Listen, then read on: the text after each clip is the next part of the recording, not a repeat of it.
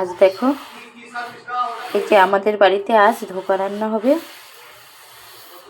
বাজার থেকে ধোকা নিয়ে এসছে আজ কিনে। তো দেখো, প্যাকেটের মধ্যে এই যে গুঁড়ো গুঁড়ো ধোকা আছে। এটাকে আমি তৈরি করব, ধোকা তৈরি করব। তার জন্য দেখো, কড়াইতে যতটা ধোকার গুঁড়ো আছে সেই অনুযায়ী জল দেব। তো এতটা গুঁড়ো আছে, সেই অনুযায়ী দেখো আমি কড়াইতে আরও একটু জল দিচ্ছি।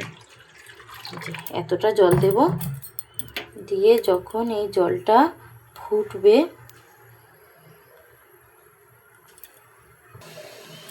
এই যে জলটা ফুটবে, তখন অল্প পরিমাণে নুন দেব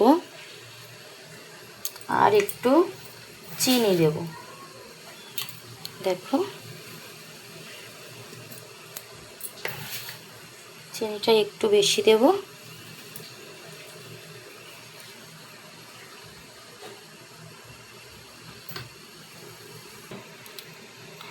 জলটা যখন এবার অনেকটা ফুটে যাবে, চিনি সব কিছু একসাথে মিশে গেছে, নুন চিনি আচ্ছা জল দেখো, তারপরে আমি ধোকাটা দিয়ে দেব।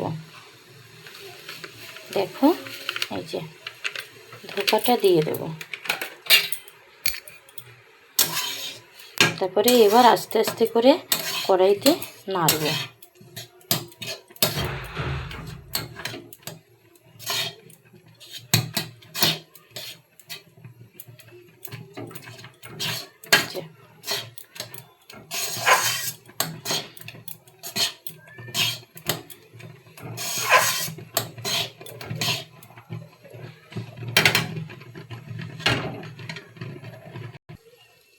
পুরোপুরি শুকিয়ে গেছে, দেখো।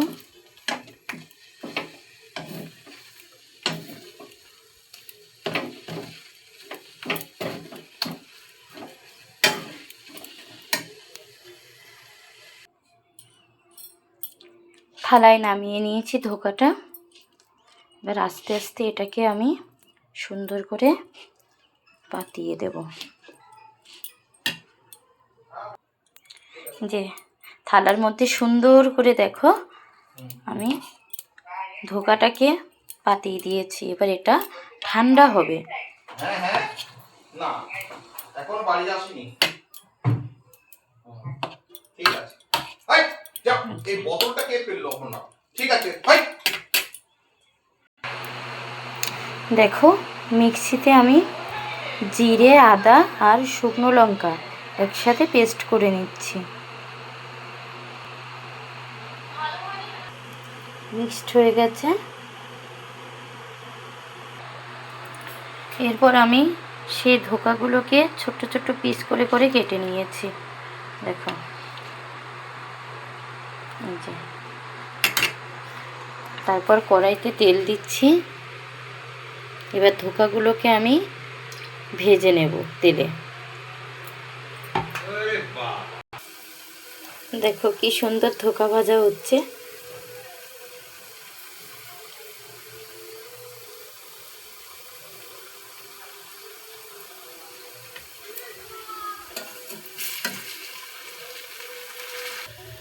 দেখো কি সুন্দর ধোকা ভাজা হয়ে গেছে।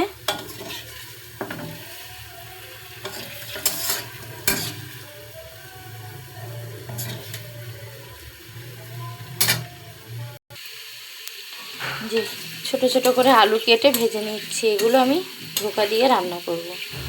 দেখো,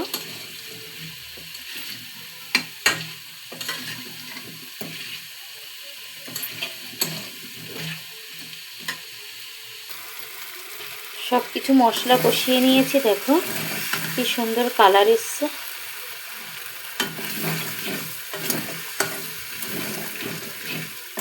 নুন, হলুদ, মশলা, একটু চিনি দিয়েছি।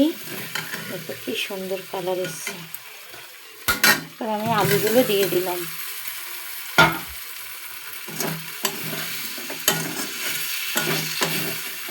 ভালো করে কষে জল দিয়ে দেব। এখন ধোকাগুলো দেব না, যখন আলু সিদ্ধ হয়ে যাবে ঠিক নামানোর আগে ধোকাগুলো দিয়ে একটু ফুটিয়ে নামিয়ে নেব।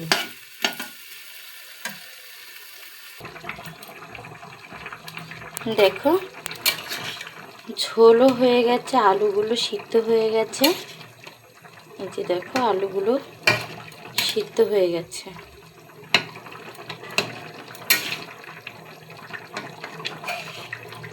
তো এবার আমি যে ধোকা ভাজা ধোকাগুলো সব ঝোলে দিয়ে দেব। প্রথমে দেইনি কেন, আগে থেকে দিলে ধোকাগুলো একদমই গলে যেত। এই কারণে আলুটা সিদ্ধ করে নিয়ে তারপরে ধোকাগুলো ঝোলের মধ্যে দিয়ে দিলাম। এবার সুন্দর দেখো একটা তরকারি হয়ে গেছে ধোকার। আর এবার একটু গরম মশলা দিয়েই আমি ধোকার তরকারিটা নামিয়ে নেব। দেখো কি সুন্দর ধোকার তরকারি হয়ে গেছে।